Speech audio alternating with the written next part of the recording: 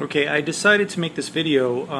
I was looking online for some YouTube videos to show how to convert over an NP231C to an NP231J, cracking the back half of the transfer cases off so that I can fit in the drive shaft. I have a Chevy 350 conversion on this YJ, and I couldn't really find anything, so I'm going to do a little bit of a trial and error on this and see if I can help you out and show you how to do this.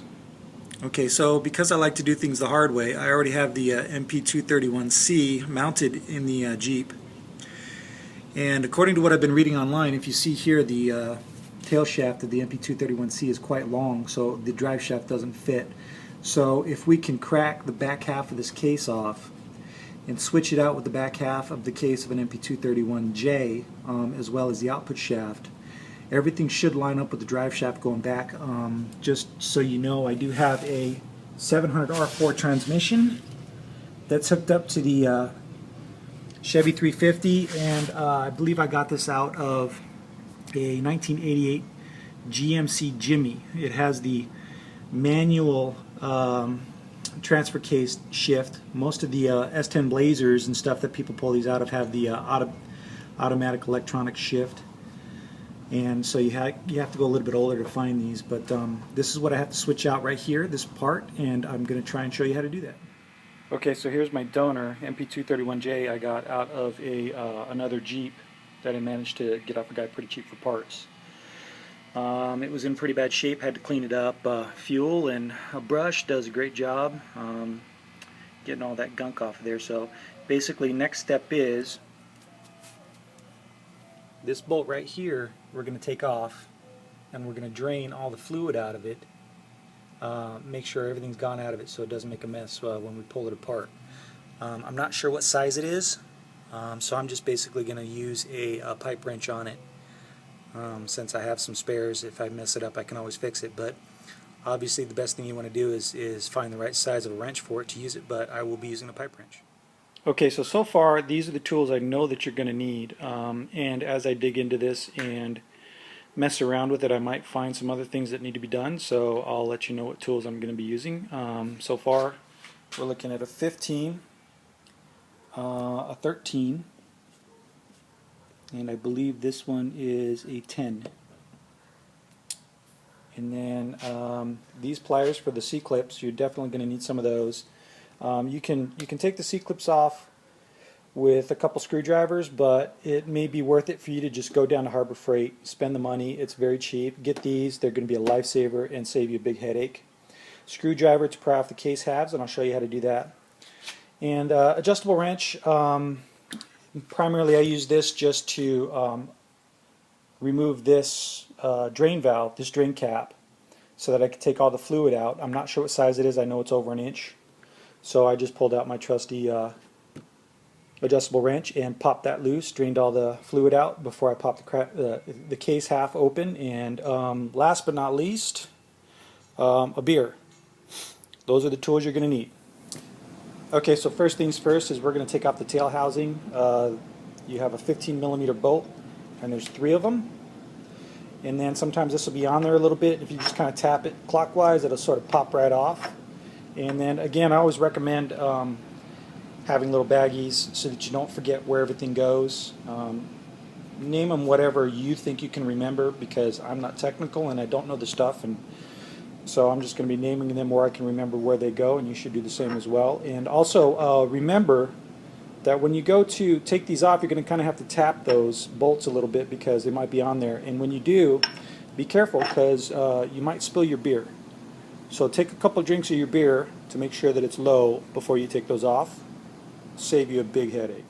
Okay, so next thing that we have is the speedo cable gear, and I already loosened it up, and we have this bolt right here is a 13. Pops right off, and this clamp, this hold down, should come right off. If you tap this a little bit in these little grooves, it should sort of work its way loose, and you just pull it out. Put that to the side. Okay, so I just wanted to show you this tool real quick in case you've never used it. It's a C-clip tool, helps you pull off C-clips. When you squeeze it, it opens up that C-clip, which is right there. So you stick the pliers in there and it helps pull it open. And like I said, you can get these at Harbor Freight. They're pretty cheap, just about anywhere really, maybe Tractor Supply. The way these work is if you take this off and you flip it around to the other side and hook it up to here, then when you close it, it would actually close instead of opening. So this is what we're going to do to take off that C-clip.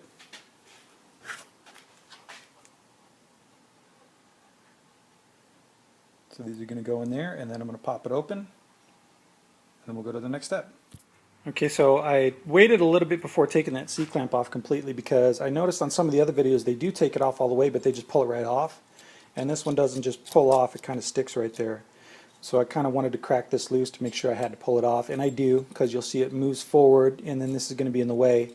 So I'm going to go ahead and pull this off, put those little pliers back on there, get that all the way off, and then I should be able to pull this housing off also. Okay, I finally got that C-clip off, and it was not easy. Those pliers aren't the greatest in the world, but it took me some work, and I finally got it off that shaft. And then I went ahead and took all of the bolts that hold this on. They were 10 millimeter. You kind of have to hit them with your hand just to kind of pop them loose, and then from there on out it should just come right off. And then on the back end of this I used a plastic block, and then put it on the back of these little things here and smacked it with the hammer a couple times down here also, and it just popped right loose. And so I'll just kind of keep working it out and pop that right off. So before we pull the case off completely, there's this this plate that's covering the gears and also the pump. There are just screws here, just a regular Phillips head screwdriver all the way around. We'll take it off, and that should come off. When that comes off, it's going to allow this case to come off, because if you leave this on, those tabs will keep that case from coming off.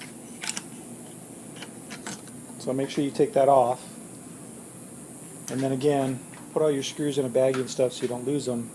So here now we should be able to take this case off, and it should just slip right off.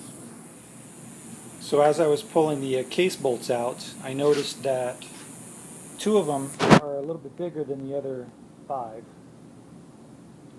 The big ones came out of, if you're staring at it here,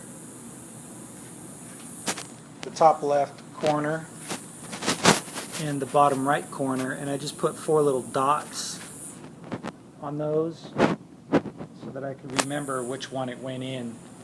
The only other thing I ran into, I didn't mention before, I was hoping I had a bit for it, or actually a socket for it, is this looks sort of like a Torx screw on here. So I don't have that particular head, so I'm going to have to go to the store and buy one, and I'll come back and crack the case open. Actually, I found a little cheat with this. If you see here, I don't know if you can see it, but it's kind of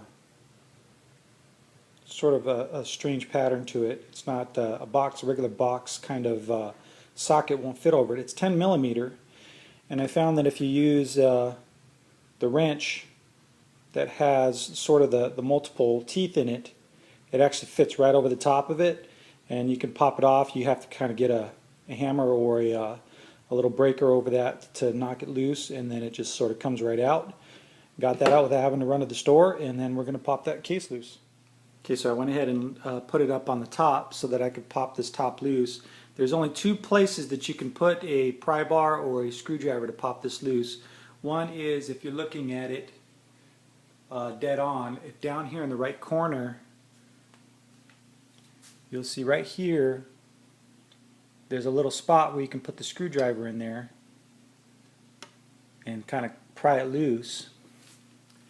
And also, if you're looking at it dead on, over here in the corner, can't really see too well, but there's another one on the back side here where you can put the screwdriver in and pop it loose. Once you do that, the case should just pop right open, and it should just come right off. It's pretty loose now, so I'll pop it off. So when you go to pop the case off, over here is where the pump, you'll see the little arm right here.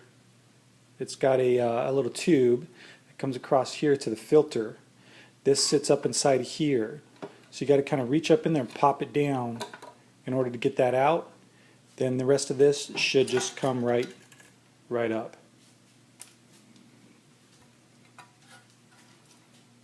And there's the inside. So from here you should be able to just go ahead and pop all this stuff off and it should just come right off. Okay, so we pulled the case off. We took the pump off, and as we took the pump off, I cleaned the filter hose up a little bit, and I noticed on the filter a bunch of little pieces of metal in there. So when I took a look at the case, you can see there's just metal shavings, and it's just like gritty sandpaper all down in there. So figured out what it was. Here's the pump for it, and if you see here down by where the chain is here, kind of rides near it, and when I took it off and flipped it over, it was rubbing against the chain. I'm not really quite sure why, because it didn't look like it was anywhere near it. So hopefully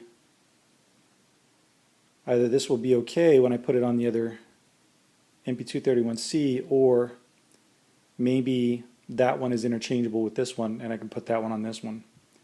But I'm going to dig into this a little bit more and make sure that there wasn't anything else going on with it before I switch it out with the other case, and we'll continue. Next we take the front output shaft, I guess U-joint connector off. This is a 28mm nut, and this is a real pain to get off. The best way to do it is to shove something right in here to keep this from moving. You know, a block of wood. I used a rock from my yard to shove in there. Get a good grip on that and try and get a breaker bar on it and pry it loose, and then this should just come right off. So you can see here that I've actually lifted it up on its side and popped out all of the internals, and basically it pops out as one great big piece, which includes the rear output shaft, the front output shaft, and the shift rail here. And this just comes right off. And be careful with this hub here. You want to make sure that that kind of stays together. There's some keys in there, you don't want them to slip out, so just keep an eye on that. So we fast forward a little bit. I've got everything installed and up in the Jeep now. I didn't worry too much about showing you how to crack loose the NP231C Chevy transfer case, because basically it's the exact same thing as the Jeep. There are a couple things that you're going to have to remember when you do it, and I'll show you that in a second. But just to show you, this is the original Jeep drive shaft off the YJ. I did not modify it at all, and you can see it just slips right up there. And if you notice, this was the Chevy tail housing, and you can see it's a good, gosh, I don't know, a couple inches bigger. And obviously it wouldn't have fit on the drive shaft before, so it really makes a huge difference to have that other back half of that transfer case on there. Really makes everything fit just about perfect. And this is the tail shaft that came out of the Chevy transfer case, and as you can see here, this is what I was talking about. This is the snap ring that corresponds with the Jeep snap ring that you would take off. But on this one also, there's a snap ring here and a snap ring here behind the pump, and there's a couple gears back in there also that you got to snap that off to pull that gear out. That's the only major difference, that you're going to have to basically pull 3 snap rings off, so it's a real pain in the rear end to pull that apart.